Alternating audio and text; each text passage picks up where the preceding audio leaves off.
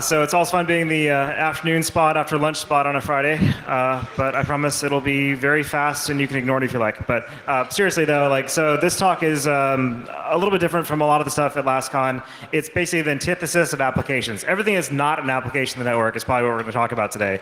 And it's going to be a little bit encyclopedic in that we're kind of running through 1,000 different discovery techniques and different protocols and other kind of network weirdness, but it all kind of comes together with how do you discover things on modern networks today and how different is it from prior discovery techniques. So if you like getting deep into the weeds on weird SNMP fields and strange ways to reflect fields back from TCP send packets and all that fun stuff, this will be a fun talk. If you do not care about network stuff at all, this may be a little boring. Feel free to take a nap or go to the bar or anything else you like. So with that, I'll get started. So I work for Atreides, I work for critical research. On one hand, I do security testing, consulting, red team, all that fun stuff. Other hand, I've been building a network discovery product for the last year or so. We just went live about 25 days ago. So we have customers now, it's amazing. And it does basic asset inventory IT stuff. So that's kind of a lot of the work that you're seeing presented today has been driving the development of either security work or of the product that I work on as well.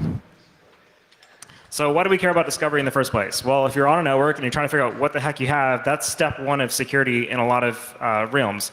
If you look at a lot of the standards out there that require you to keep track of what you have, asset inventory is pretty much the very first thing you have to do to meet the security requirements of many standards.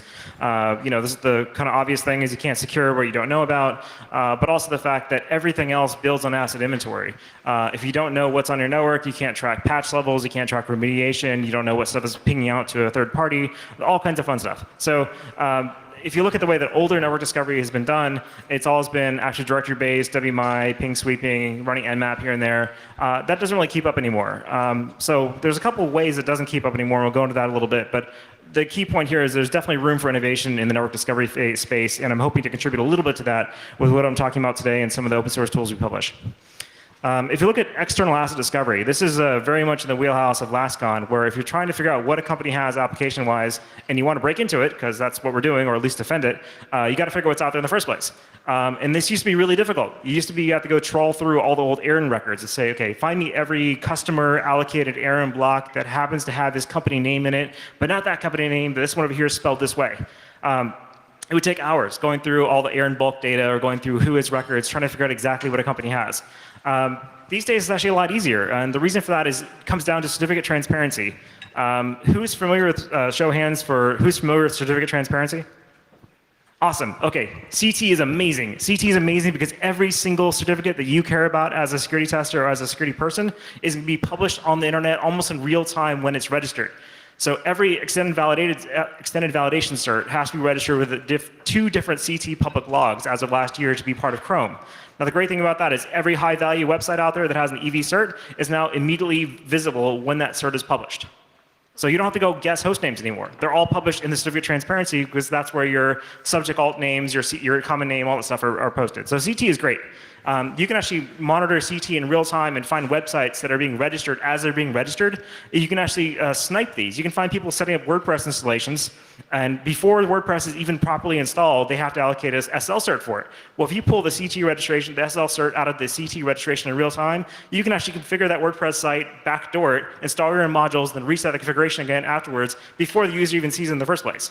And this happens automatically these days for things like GoDaddy and all these other third parties that set up WordPress sites on behalf of the users. The second that SL cert is published, it's now publicly visible on the internet, and you can snipe them to the first setup use case. So if you care about that stuff, there's a whole lot of talks on it, lots of cool research, speakerdeck.com, HDM. A lot of my old talks cover CT stuff and external discovery.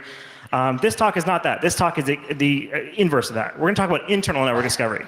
So it used to be external was considered the hard part. External is all the stuff on the internet that might belong to your company. And we care about that stuff because that's how people generally break in. But what we're seeing is that visibility into internal environments has gotten much more difficult over the years. Especially if you're a company that has lots and lots of branch offices, lots of small sites, you've been involved in lots of M&A, you're a university where 90% of the equipment on your network is your student stuff, not yours. There's all these challenges with really complicated, really segmented, and really kind of distributed networks that were standard internal network discovery tools really stopped working years ago. If you look at how the network operations teams generally look at discovery, it's usually based on either SNMP or based on Telnet or SSH CLI automation, using tools like NetBrains and Aavik and things like that, or all the SolarWinds stuff out there to do monitoring and detection. That's just great, but what happens when you don't have SNMP credentials because it's part of an acquired company being attached to your environment and you just don't have credentials to it?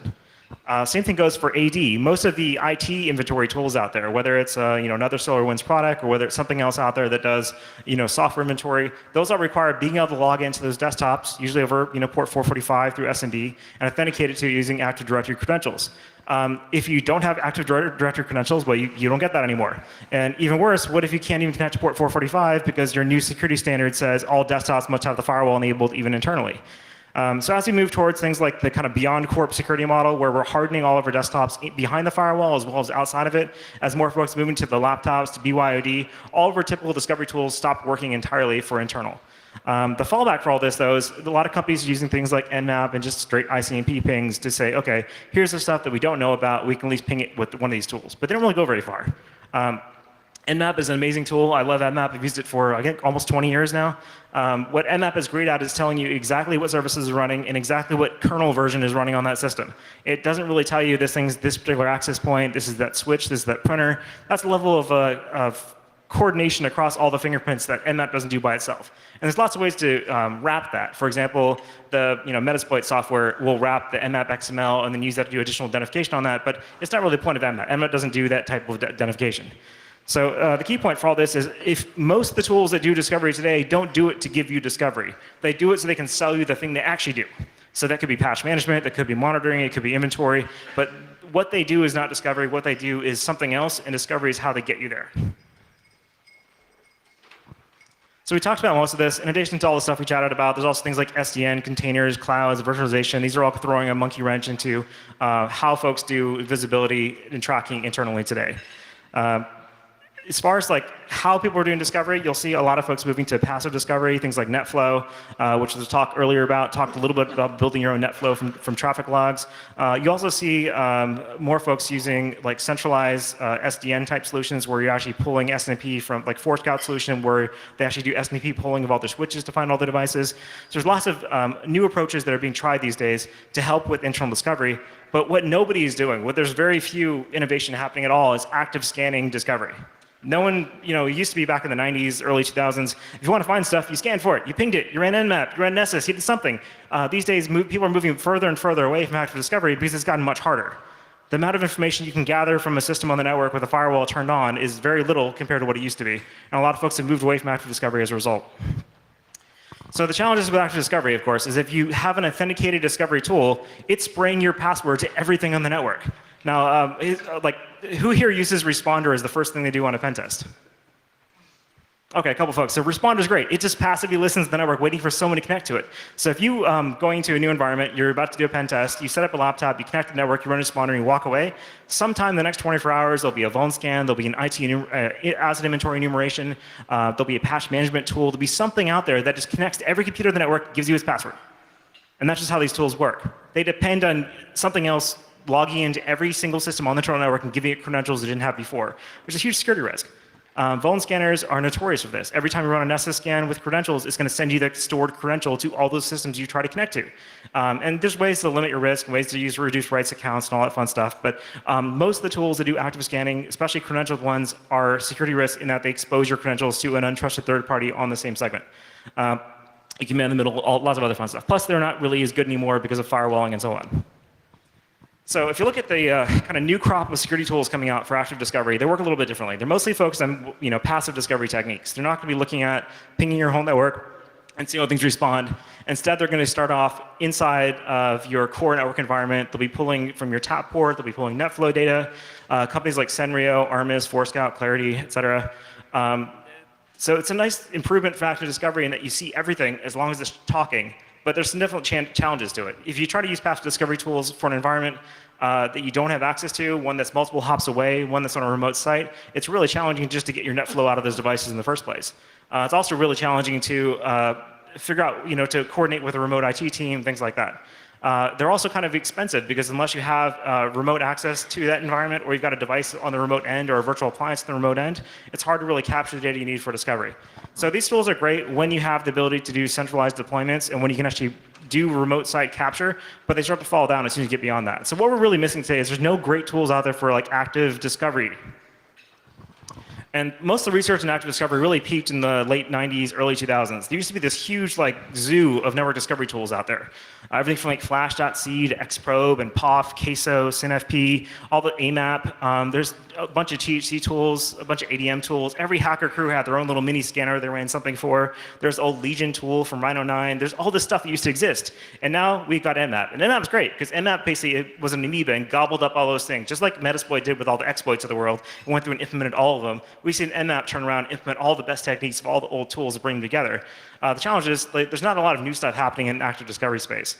A lot of the weird, obscure stuff, like, has anyone here run a Christmas scan in Nmap in the last 5 years? Besides Jagor? Okay. So, I mean, these are cool techniques, but they're not used very much anymore. But low-level fingerprinting stuff is actually more relevant than ever. All those like newfangled, like Web 3.0, DevOps-y technologies out there, like your fancy SDN deployments, your containers, your containerized networking, all that stuff has like fingerprintable TCP stacks. It does stuff that's different. It does stuff that's weird compared to normal OS. Like, all the fun, cool stuff we did back in the 90s to figure out whether something's Windows or Linux, it now applies to containers, now applies to virtualization, now applies to cloud environments. All the fingerprinting we did at the application layer also applies to things like load balancers and so on. So it's all coming back around again, but it's taking a while to get there. The one area where we are seeing decent success with passive fingerprinting is in the case of fingerprinting deployed directly to a router. So if you're using a fancy consumer router or a fancy business router with these features, it'll do things like DHCP fingerprinting directly on the router itself using a library like Fingerbank.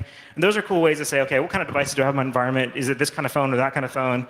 The challenge with those solutions, though, is as soon as it can no longer see your DHCP client fingerprint, in other words, it's not on the same segment as your fingerprinting tool, it doesn't tell you much anymore. So sorry for the long rant, but the idea is, like, if we wanted to build an awesome thing that was active discovery based, it didn't require credentials, it didn't require having local tap port access, it didn't require layer 2 access to everything, and worked across everything, how would we go about doing it? And this is kind of what led me down the path of the research and the product dev stuff, but I'm here to talk about the research itself and some of the cool techniques you can do. So the challenge is it's very similar to running a vuln scanner. If you are going to rewrite Qualys or Nessus from scratch today, there's hundreds of thousands of vuln checks you'd have to implement just to get to the minimum bar. Discovery is not quite as bad, but there's definitely a lot of work that has to be done. You have to treat it the same way. You have to do a whole lot of research trying to figure out how can I send a really small probe to this device and have it respond back in a way that tells me that it's not this device, or it's this other device, or it's this version and not this other version. So it's very similar to pre-authenticated vulnerability scanning work. And that work is really expensive. The reason we've seen most vuln scan products switch to authenticated checks is because you can't keep up with unauthenticated scanning. Nessus does a pretty good job of that so far. They're one of the few vendors that actually tries to keep ahead of the pre-authenticated work, but they've got an entire dedicated team just doing that compared to the same size team doing all of the other 90% of their fingerprints.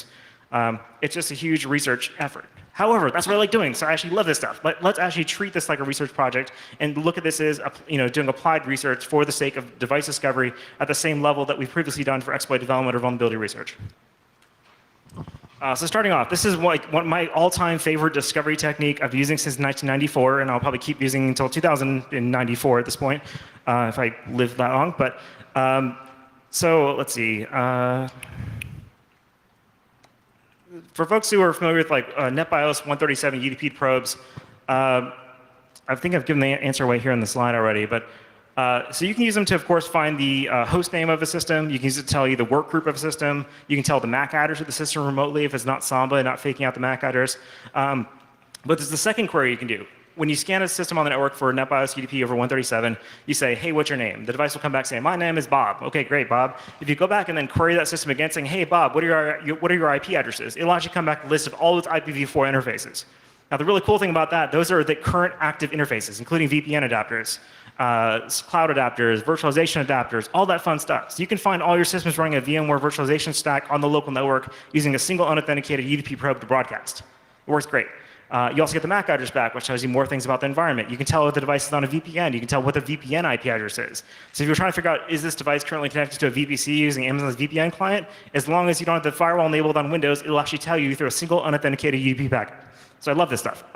So I've been using this for years to figure out how to do multi-home host discovery. So you're trying to figure out how to break into the PCI, CDE, or some other sensitive environment from the network that you're currently on. You can scan the subnet via NetBIOS, find any device that comes back saying it has an IP in that other subnet as well, and then break into that box, because that box will get you where you want to go. So there's an open source tool for this. If you want to play for it, at github.com, HDN NextNet. And this does NetBIOS queries really quickly and sprays packets out and gets you MAC addresses and all the IPs coming back in, and a great way to find all your multi-home boxes when things are in kind of their default configuration. So skipping ahead a bit, if you're trying to figure out how to find more information, then opportunistic SNP. We've all used SNP for discovery at some point. SNP is like the stupid brother printer that I just bought has a driver that installs that SNP gets and sets by default on every network you join. So I was looking at the Wireshark traffic, this laptop I plugged into the LASCON network, and I'm seeing it do SNP set requests to random devices in the local subnet. I'm like, what the heck, man? Like, this is just the printer driver doing it all by itself. So the cool thing about that, though, is they assume that SNP is going to be enabled on every printer, and they're going to assume that version 2 is enabled with the community string of public. So great, let's abuse that. How do we figure out how to get the most information from SNP as possible? Not in a, like, oh, I'm going to steal your password or steal your LDAP credentials, which are all great things you can do with it, but how do I just get, like, basic discovery information out of these devices that are SNP enabled? So you can pull things out like the ARP cache. You can find the neighbors of the device by pulling its ARP cache. You can dump the MAC and VLAN tables and with switches really quickly, which gives you the full port topology, gives you a list of every other client connected to the same environment. You can find devices that are completely firewalled off because you can then find their MAC address in the port table and say, okay, but I got the MAC, but where's the IP, and keep looking for it. So it's a little bit limited, but there's a lot of really cool benefits when you do happen to find a SNP-enabled device somewhere in your attack environment, your target environment, because it'll tell you about all of its neighbors.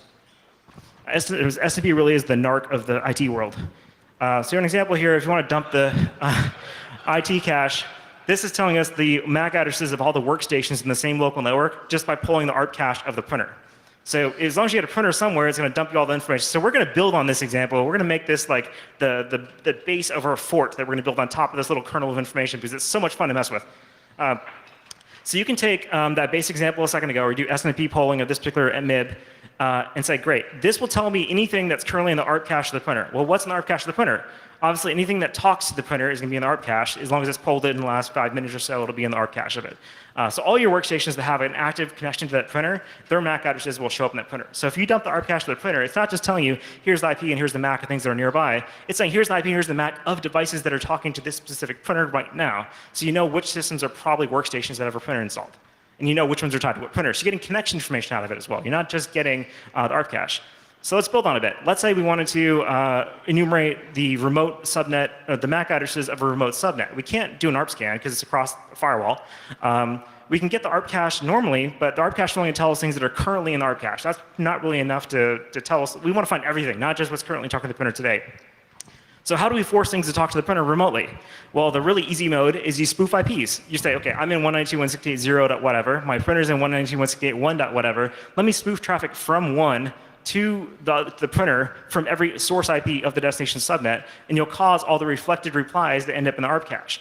So using let's see if I got an example here. Yeah, so using Nmap, for example, with the send IP option, spoofing your SNP host, scanning your target network like that, you'll actually force populate the ARP cache of the printer with all the devices in the remote subnet, and then you can dump the ARP cache, then you get them all. So now we've got a remote ARP scan built on the fact that we've got a printer sitting in this environment. The challenge with this, though, is it doesn't work if you've got RP filter 1 or RP fort equals 0 on Linux routers. So if you've got a Linux-based router between you and that subnet, a lot of those get dropped on the floor. However, if you've got a standard like Netgear or some switch or a layer 3 switch involved, they generally pass the traffic right through unless you've got egress filters on both sides. So another way you can do it, let's say you can't spoof traffic, because spoofing traffic is an easy way to do this stuff. We have to go a little harder. So two guys on the Talos team, Martin and Alexander, had a really cool technique of using UPnP notify requests to leak IPv6 addresses of IPv4 subnets. So what they would do is they'd send a UPnP request to every system on the network, and they'd say, hey, UPnP thingy, I want you to notify my UPnP endpoint, but I want you to notify this host name that resolves to a v6 address instead. And so they cause all the v4 devices on the whole internet to then connect to a v6 address of their choice, and then they can figure out which IPv6 addresses went to which IPv4 devices. So it's really cool research. However, we can abuse that for remote ARP spoofing. We can say, let's do a UPnP notify to every device inside the system, inside the local network, telling it to talk to my printer, and then vice versa. And we can use that to slowly build up the ARP cache of the printer, then dump the ARP cache again, and then we have all the Macs. So it's another way to basically force populate the ARP cache using UPnP notify request.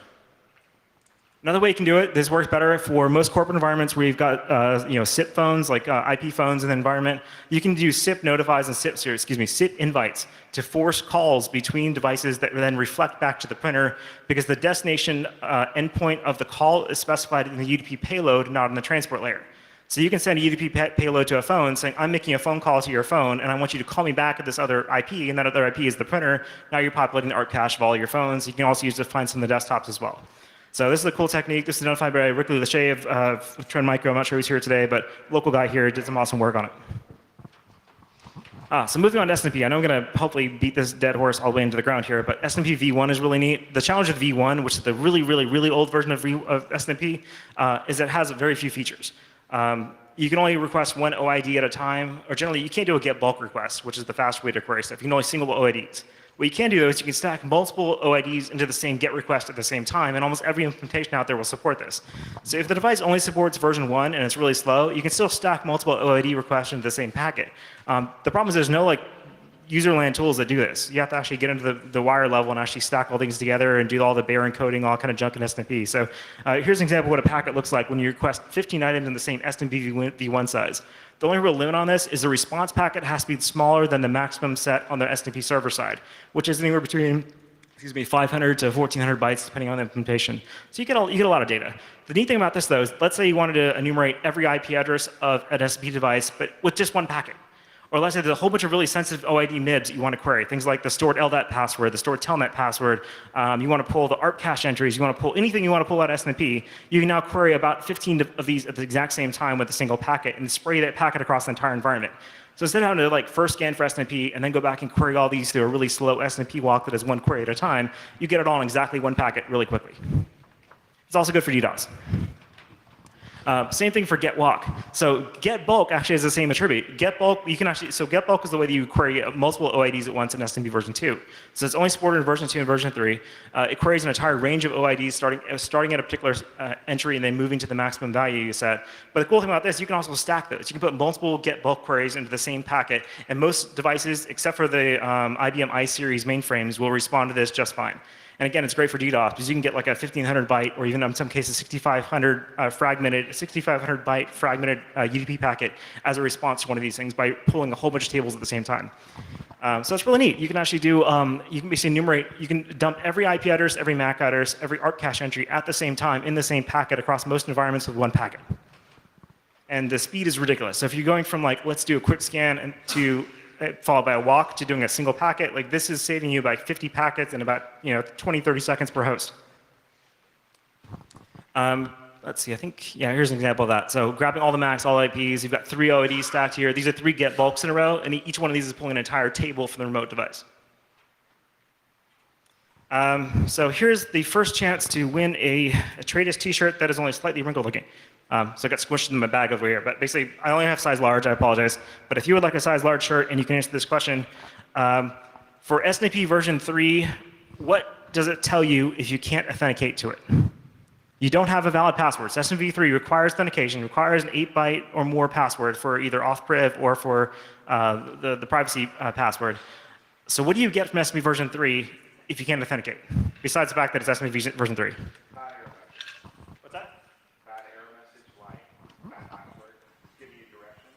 Oh yeah, bad error message, bad passwords.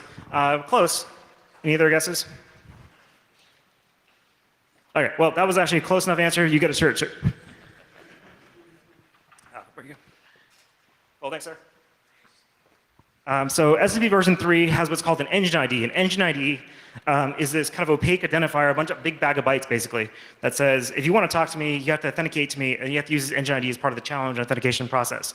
So what very few people seem to know on the pentest side is you can do user enumeration through SNP version 3. There's a tool called the SNP pwn, or SNPwn, if you want to call it that, which will go through and brute list usernames to tell you which usernames are valid, even without knowing the password. So that's a great thing you do. So you can get the username out. Now, why do you care about a username? Well, maybe the username will tell you that the same username is valid on these 5 routers, but that username is not valid on these other 5 routers. Well, which ones are ISP managed? Now we know. So it gives you a great way to say who operates, who manages these routers versus these other routers or switches. But that's not what we're going to talk about. The engine ID actually has some other useful fields in it. So as gentleman mentioned before, there's some error fields that come back out. They're actually really interesting. So you get invalid engine ID count is the number of times something's tried to authenticate to it and failed. So you can get the bad authentication counter out of it unauthenticated. You get the engine time, you get the boot size, you get the max size. But the really interesting thing here is the engine ID itself, which is this giant blob up there. You can see, I don't know how visible it is, but essentially it's this giant blob of bytes which has a type field. The type could be something like MAC address or text field or octets. But what we really care about is what's in that blob itself, because that blob will give us the enterprise ID, which tells you the manufacturer of the device for sure. So even with nothing else, we're getting back the manufacturer. We can tell whether it's a Cisco device, and it was Cisco because they bought some other device. Their wireless LAN controllers come back with a different engine ID than the rest of them. Sometimes the MAC address doesn't actually match the engine ID because of acquisitions. But the thing that really matters here, and the thing that we're going to abuse the crap out of, is that MAC address.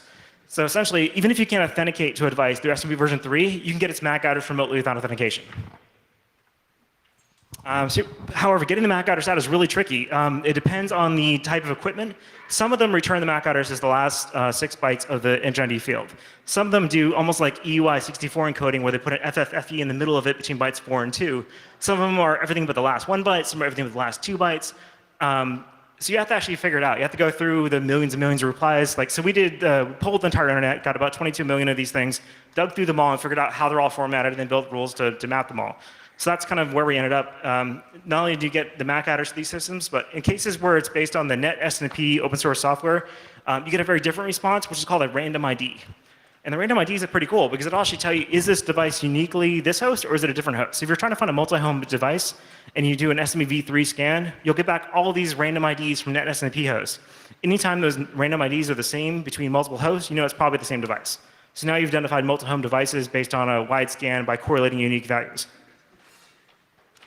So switching gears again real quick, way back in like 2004 or so, I got pulled into a project where we're trying to identify, it was a large radio station network, and the DJs were selling rogue ads in return for unmonitored internet links from each radio station, because they wanted to like look at porn and do things like that. So they were getting in trouble with corporate because they were supposed to go through corporate for their corporate proxy. So I got pulled into this job where we had to go find all the egress points of this network from internally, but we couldn't physically go to the sites. We didn't have any privileged access to anything. We had no credentials to anything because these are just like random DJs, Windows 98, or I guess at this point, Windows Vista boxes maybe? Maybe a little too early for that. But essentially, we had to find out all the different egress points of the network, and we had to do it without credentials and from a central scanning location, and turn into a whole fun project.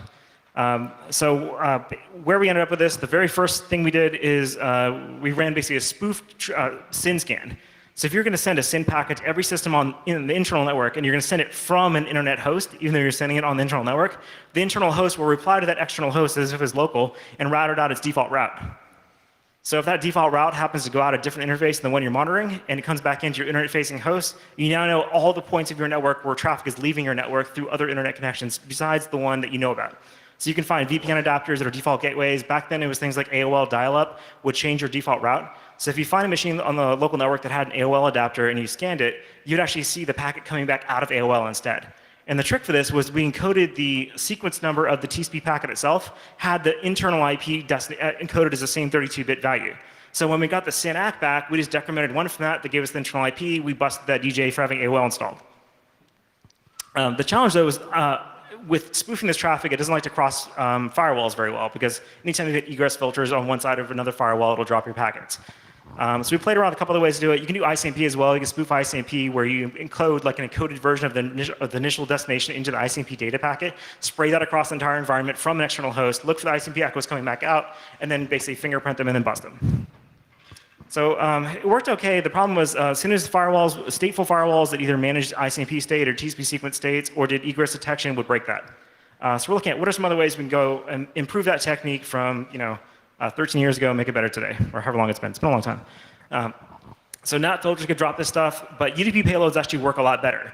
We can use things like UPnP notify. You can use like all of the UDP stuff we talked about, like NetBIOS, and we can basically spoof those packets internally, just like we did before, or spoof the UPnP notify destination to be the internet-facing IP, listen on the internet side, and get it back. So here's an example of using ZMAP, kind of a modern take on that. So we're going to use ZMAP internally. to scan for the NetBIOS port. We're going to use that NetBIOS ping packet that it ships with. That's one of the ones we contributed to it back in the day. And then on the internet side, we're going to listen for anything on port 137. And we can actually see internal hosts are responding back to us. Now, the cool thing about this is the source port's 137, but the destination port's not. So your firewall is dropping outbound 137. That's fine, because it's coming back out somewhere else. It's a reply to it. It's not the inbound. So most firewalls actually allow this traffic out. But to them, it just looks like a weird source port going out to a high UDP port. But in reality, it's a full UDP reply leaking back to the MAC address, IPS, host name, workgroup, et cetera. So that's a cool technique for UDP that I still use today. Let's see how we got time. Oh, I need to start flying through this. 30 slides, we've got about 90 more to go. We can do this. I'm kidding. We'll go a little faster, though. So DNS is cool. All right. Before I switch to DNS, I need to figure out how to get rid of this t-shirt. Does anyone here know what eDNS0 is? eDNS0, it's an extension to the DNS protocol called eDNS0. Sorry, I don't see any hands up. Did I miss anybody? All right. Easier one. If you use one of those big DNS gateways out there, like 1111 or 88888, how does the final upstream DNS server or the website you're actually trying to go to know which region to serve you from? How does it do any cache routing? How does it find the most geographically close system for you? Because keep in mind, the DNS servers you're talking to the DNS server. The DNS server, the caching DNS server is going to make a request on your behalf, but it doesn't have. It's not doing it from your IP. It's doing it using its IPs. It's going upstream someplace else, querying your authoritative server. That's coming back and telling you where to go to. How does that authoritative server know where you are to give you the closest server to talk to?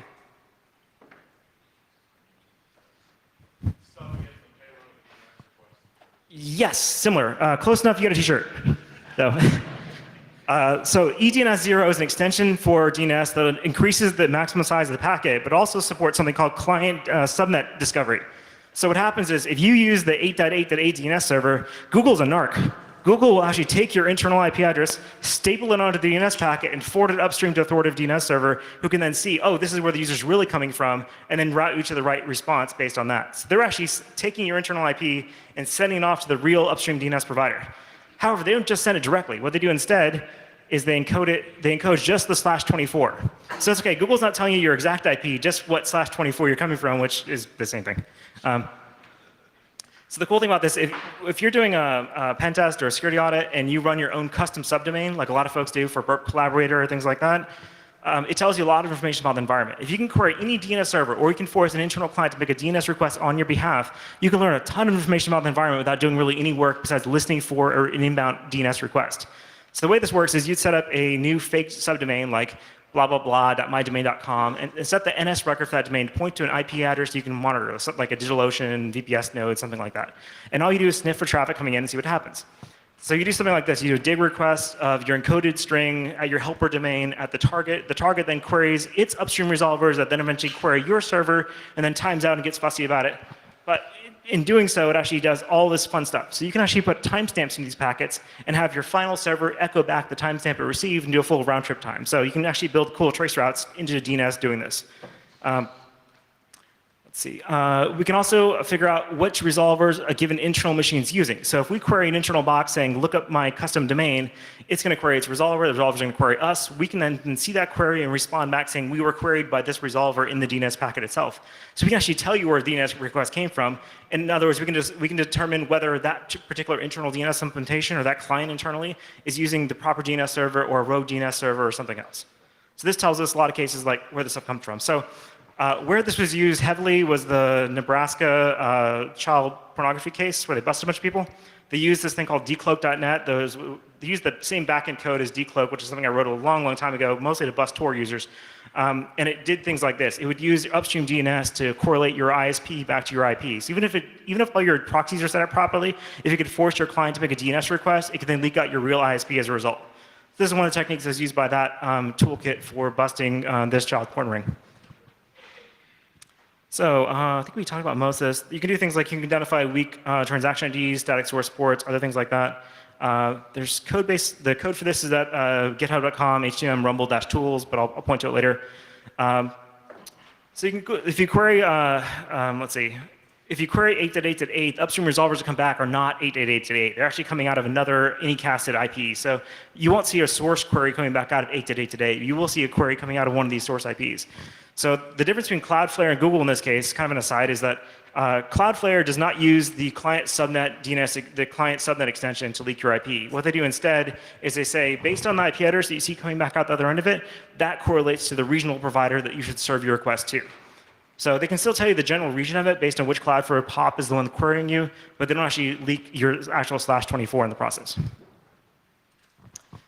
So I'm going to skip ahead, but basically if you want to filter, make your DNS requests work, you have to constantly encode them with random IDs, otherwise they get filtered and caches break all of our testing. So if you want to dig in, let's see, same thing. So there's won't have time to cover it today, but there's a blog post on it, the rumble.run website. But essentially, you can use DNS as a remote blind port scanner or a ping scanner.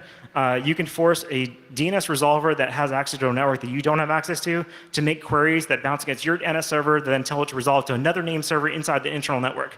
And just about every DNS server will make these requests before you. So if you scan like the 9.9.9.9 public DNS server, you can actually use that server to scan its internal Amazon VPCs and figure out which devices on their internal private subnets exist, which ones don't, based on timing responses.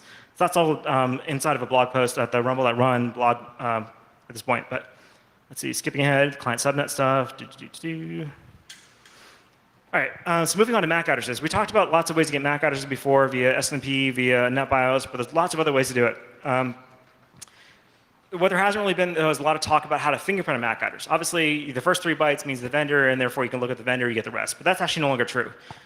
Used to be the first 3 bytes indicated the vendor. Now it's up to the first 44 bits can be used to determine the vendor. And there's a lot of netmasks now. There are /36s, and /28s, and /24s. 24 netmask is your standard 3 bytes. Then 28, 36 are extensions on top of that. So they're chopping up the MAC address space just like we've chopped up the IPv4 space as they start to run out. So you can buy much smaller MAC address ranges now. So the cool thing about this is because these MAC address ranges are much smaller, more of them are being issued. Every time Google wants to make a new device, whether it's a Chromecast or a Pixelbook or a Pixel 4 or something like that, all the vendors that have any kind of networking equipment inside their chipsets, whether it's Bluetooth, wireless, Ethernet, they all have to go get another range of MAC addresses on the fly. And when they go get that range of MAC addresses, what they're doing is actually telling you something. They're telling you any device with a MAC address in this range, it was manufactured at least from this date or later. So you can use, let's see, we'll cover it, well, probably won't have time, but we can dig into it later. But essentially, given the MAC address and given a database of all the historical OUI registrations for a given MAC prefix, you can tell exactly how old the device is. And that's really useful in some cases for finding older stuff in your network or newer phones. Or actually doing very specific fingerprinting. So that works to me happening with the DMAC project along with the stuff I've been working on. Hopefully we'll have a whole lot of much better fingerprints for MAC addresses soon. So moving on a little bit, MDNS is one of my favorite protocols because it tells you so much information. MDNS is one of the very few network services you'll find running by default on an Android phone on the local Wi-Fi. So if you scan the network right now with all of our phones connected to the Wi-Fi, every one of us running Android, or majority of them will actually respond to MDNS, and they'll respond to a pointer lookup packet for its own IP address. And in doing so, they'll tell us the host name of our own device, which often is just the word Android. So now we've got a great, almost pretty much surefire way to determine if it's an Android device or not over the network by default with mobile devices on a standard network, even with all the security settings in place. Mac OS actually returns all kinds of cool stuff. Actually, almost all Apple devices do. Everything but the most recent iPhones and iPads will return the exact device model, the screen size, all kinds of fun stuff, along with the OS version, just from MDNS queries. Printers are the worst. Printers will give everything from like a picture of the printer itself all the way to the type of ink it's using. Everything comes up MDNS. MDNS is great for those. So here's an example of doing a local discovery of MDNS where there's a local Mac Mini. This is all the information coming back from a Mac Mini on a local subnet. You get the name of the computer, you get what services running, RFB for VNC, SFTP, SMB, et cetera, the pointer lookup. You actually get the, well, this one doesn't have it, but you get the IPv4 address in this case. But what you also get out of this oftentimes is the actual full MAC address. And if it doesn't have the explicit MAC address in it, it'll give you an IPv6 address that's encoded to the EOI64 address, EOI64 format, which has the MAC address embedded in the v6 address. So there's lots of different ways to pull the MAC address out of these things. Here's some examples of just common devices. Your Android phones will tell you it's Android. IP cameras give you very specific service names that tell you what vendor they are. Printers like tell you the MAC directly. Sonos devices are great to give you the MAC addresses directly as well. All right, so moving on to more techniques before we run out of time. TLS certificates, default SSL certificates, not necessarily the ones at port 443 where you normally go to, but the ones in all the other ports that some of these devices have running on them tell you a ton of information about the device. They'll tell you everything from the MAC address to manufacturing date, serial number to the Dell service tag. If you want to go get support for somebody else's Fortinet device, you can just scan it, get the MAC address, get the certificate from one of the higher ports like 8900, use that to get the serial number, talk to them, and you can get support and firmware and updates and all that stuff. You can also do things like get the service tag for Dell products, and then once you have a service tag for a Dell product, you can then look up the full specs of that hardware, how many processors it has, how much RAM it has, when it was manufactured, the hard drive size, all that fun stuff. Even sometimes the software stack and what software was installed as part of it. So lots of really cool fingerprinting stuff comes out of TLS fingerprints. We recently added about, I want to say 100 fingerprints to the open source Recog project. I think it's listed. Yeah, that project in that URL there, that's the backend database for Nexpose, Metasploit, Metasploit Pro, Rumble. We contribute a ton to it just because it's what we use as a primary data source. It's open source, it's BSD licensed, it's free. Feel free to use it for your own stuff. But we added a ton of TLS fingerprints recently. Here's some examples of what cool things you can do with TLS fingerprints. So obviously for Ubiquiti equipment, you can see the full MAC address right there in the CN field. That's easy. Synology, you can fingerprint, okay, it's a NAS device, that's great. The Google Cast one's really fun here. So that's a Google Chromecast. The first part's a serial number, the 4Y3 ZXB bit. The next one's funny though, because that's FA8FCA. That looks like a MAC address, but if you put that directly into a MAC address to look up, it says no valid MAC address. If you want a lovely Atreides hoodie, tell me why that's not a MAC address and how to make it a valid MAC address. It doesn't mean adding colons. Like there's one tiny thing you have to do and this becomes a valid MAC address.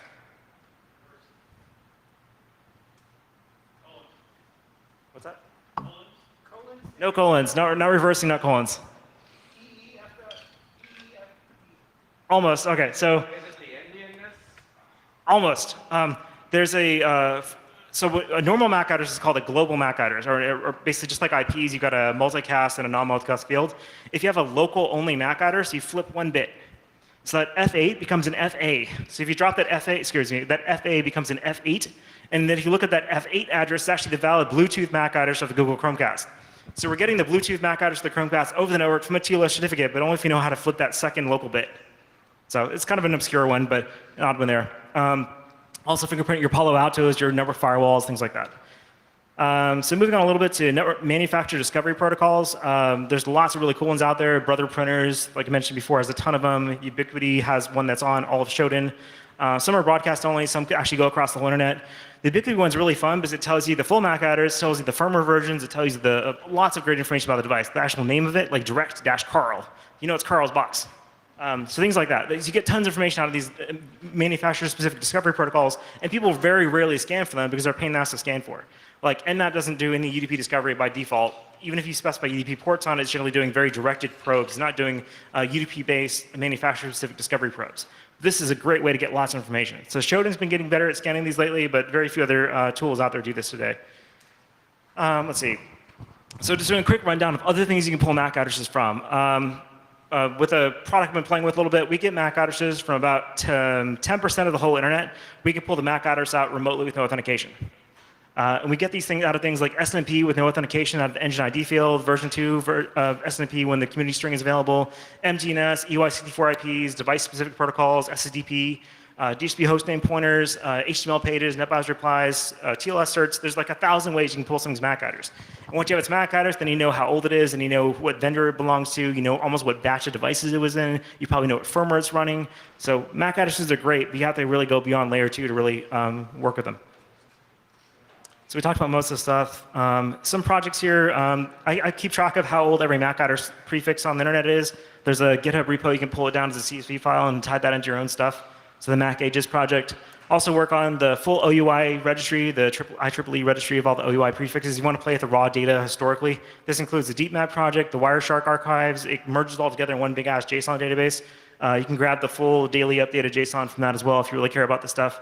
And keep in mind, this stuff is shared between Bluetooth, Wi-Fi, Ethernet, as well as things like fiber channel adapters. All use the same namespace. So just because you have a Mac doesn't mean it's Ethernet. It could be anything. Talked a little bit about multi-home device discovery earlier, and there's lots of other ways to do it besides just NetBIOS. This stuff is pretty important because you're trying to figure out how do I get from a high security or low security environment to a high security environment. How do I get past segmentation? How do I find people with particular nodes in place? So just like with MAC addresses, you can pull extra IP addresses out of lots of different protocols. You can see HTTP redirects to an IP address that's on a different subnet. You can find TLS certificates that have the IP address embedded in them. You can find MDNF replies that have other IPs other than the one you're scanning listed in the response. V6 subnets, are probably enabled. SNMP, of course, will give you all the adapters on the device, including ones remote subnets. Once you identify devices that have these multi-homed interfaces online, you can then use them to basically pivot through the device and then bypass network segmentation. So here's an example of a Fortune, we'll call them Fortune 50 company's internal environment, just a small subset of it. Every red dot on this screen is an IPv4 external subnet. So these are all internet-facing IP addresses you can reach from the internet today. Every one of those little black dots there, that's a device bridging at least one of these external subnets to one of those green dots, and all those green dots are internal subnets. So pretty much from anywhere on the internet, you can get to anyone to their internal environment and vice versa 1,000 different ways. This is how much of a pincushion most corporate environments are. And this entire graph was pulled from an unauthenticated internal scan of only part of their environment. Just to give you an idea of like how much bridging happens in the real world. Now, these devices may all be fine. Every one of these little black dots may be a device with good hardening and no routing enabled and lots of forwarding turned off and all that stuff. My guess is at least one of them isn't. And all it takes is one of those suckers to get from one network to the next network to the next network. And you can see how interconnected they all are right there. These are all those little black dots and everything on the screen here. These are only devices that we could determine were multi-homed by pulling information out of them unauthenticated using a standard protocol that we just talked about. So moving on a little bit more, and then finally the last thing here before we break.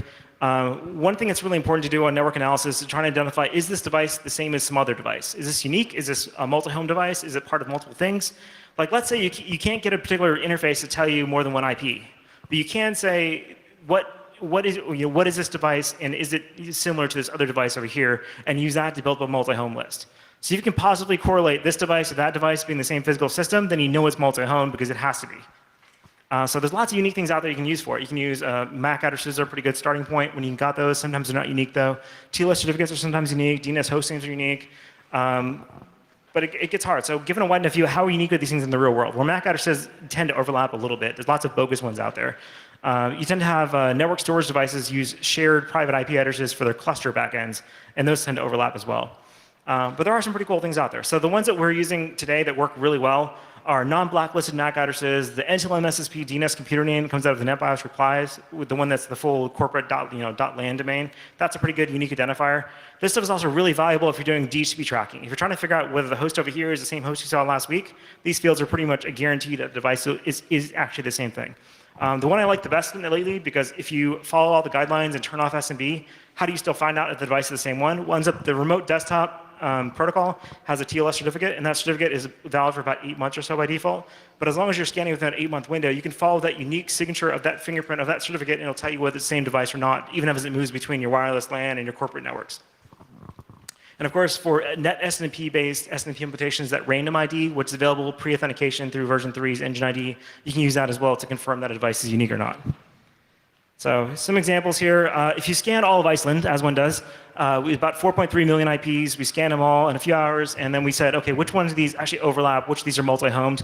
We found a couple of routers on the Icelandic IP space that bridge multiple /8s, and we knew they're the exact same device because we found at least one unique field that tied them all together again. So you can see a device here. This one crosses 178 and 213.